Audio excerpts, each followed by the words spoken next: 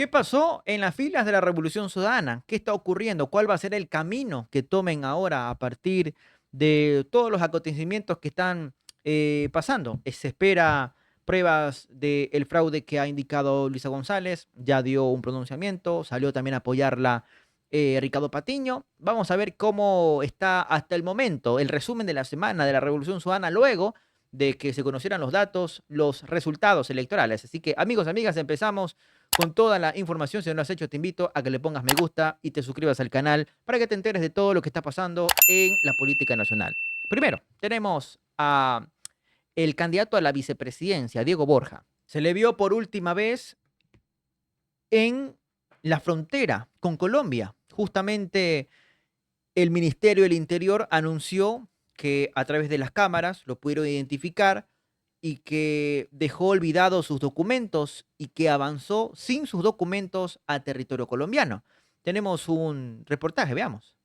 El ministro del Interior, John Reinberg, quien afirmó que el ex candidato nunca fue detenido y que en las imágenes claramente se lo visualiza cómo llegó al punto de control y al solicitarle información sobre su viaje, abandonó sus documentos y cruzó la frontera. Presentó su cédula, vinieron las preguntas migratorias que normalmente se hacen y en ese momento el señor se levantó y salió asustado, disparado. Y ingresó a Colombia, hasta donde tenemos ingresó a Colombia de forma irregular, porque la cédula la tenemos nosotros. Entonces no veo cómo puede ingresar a otro país sin haber sellado su salida de Ecuador y haber ingresado a otro país, no sé si con algún otro documento, cuando en el puesto migratorio dejó botada su cédula. Esa es la versión del ministro del Interior, John Reinberg, ¿ok? Diego Borja hace un comunicado, pero acá la cosa es, oye, pero Diego Borja entonces no va a apoyar a Luisa González en este tema de sustentar el fraude, de que aperturen las urnas. Ya se fue del país. Dice él que se fue por un tema de pasar feriado en Colombia junto a su esposa. Dice Diego Borja, en un hecho tan insólito como ilegal, el día de hoy fui objeto de una acción arbitraria por parte de funcionarios migratorios ecuatorianos en el puente internacional de Rumichaca. Mientras registrábamos nuestra salida de Ecuador para luego proceder al ingreso a Colombia, junto a mi esposa para pasar los días de feriado de Semana Santa. Pero sin ninguna orden judicial, sin mediar explicación alguna y con absoluta prepotencia, intentaron arrebatarme la libertad. Me retiraron la cédula de identidad y buscaron detenerme. Bueno, aquí ya es la palabra de uno contra la del otro, ¿no? Y más si tiene videos. Se lo ve solo y sin ningún tipo de policía atrás de él, pero ok, vamos a seguir viendo. Ni falta, dice, haber sido binomio de la Revolución Ciudadana y haber defendido el proyecto político con soberanía y dignidad. Como economista, como exministro, como ciudadano, me he pronunciado públicamente contra la entrega del país, contra la persecución política y contra los pactos de impunidad que nos han devuelto a un pasado que parecía insepulto, en el que reina el saqueo de los recursos que son de toda la sociedad y la violación de los derechos y las libertades civiles a la más rampante corrupción. Dice, esta no es la primera arbitrariedad ni la única vulneración a mis garantías, mi seguridad y la de mi familia. Las amenazas deben parar. El Estado es responsable de garantizar nuestra vida y nuestros derechos. Sin embargo, le hablo al país con la frente en alto, como siempre lo he hecho, porque Ecuador no necesita más silencio, necesita verdad. Y esa verdad, aunque incómoda para algunos, no se detiene con amenazas ni con amedrentamientos. A partir de esto, señoras y señores, se tuvo también que firmar un manifiesto de lealtad y convicción a los asambleístas y parlamentarios andinos, a los que van a ingresar, obviamente, a conformar la nueva asamblea,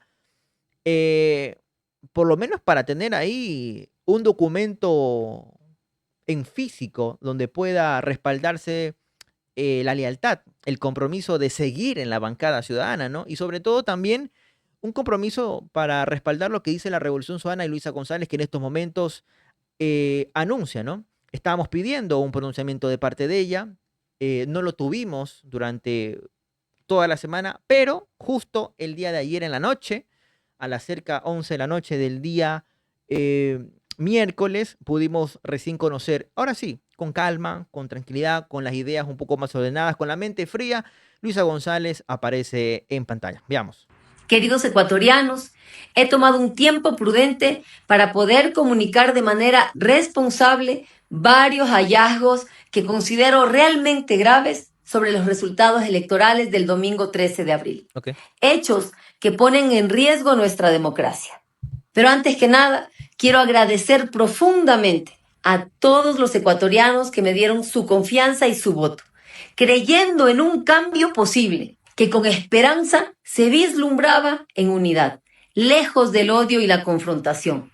Un proyecto que se construyó sobre la legítima unión de izquierda y derecha, pero sobre todo con un pueblo que clamaba con urgencia por recuperar la dignidad. Y es precisamente por esta causa, por esta lucha, que me impulsa a pensar en los más necesitados, en los más pobres, que me veo en la obligación de denunciar el grave atentado que sufre nuestro país, atropellado en su orden legal y constitucional. Esta campaña, plagada de irregularidades, comenzó con el hecho de que el señor Noboa hizo campaña sin licencia. Continuó con la toma de instituciones electorales que permitieron ilegalmente el uso indiscriminado de recursos públicos para una campaña abierta por parte del gobierno en funciones.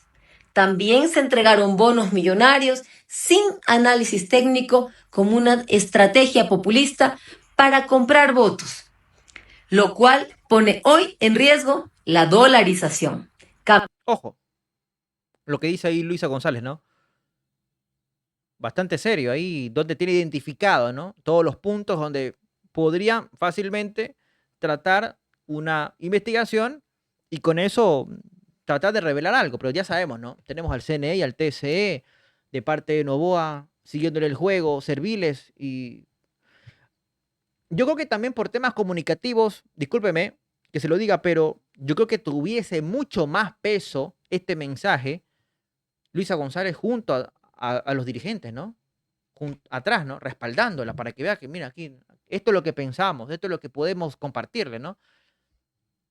Con un video únicamente ahí en su celular, una pared, bueno, no sé, para gustos colores. ¿Usted qué opina, no? ¿Qué pudo haber sido mejor o bueno, al menos con este comunicado estamos contentos? Cambios de recintos electorales y estados de excepción de último momento. En definitiva, se puede señalar un sinnúmero de infracciones cometidas por quien hoy ha tomado el poder bajo la ficticia sombra de la democracia. Okay. Los hallazgos más graves que sustentan mis palabras desde el domingo hasta ahora son los siguientes.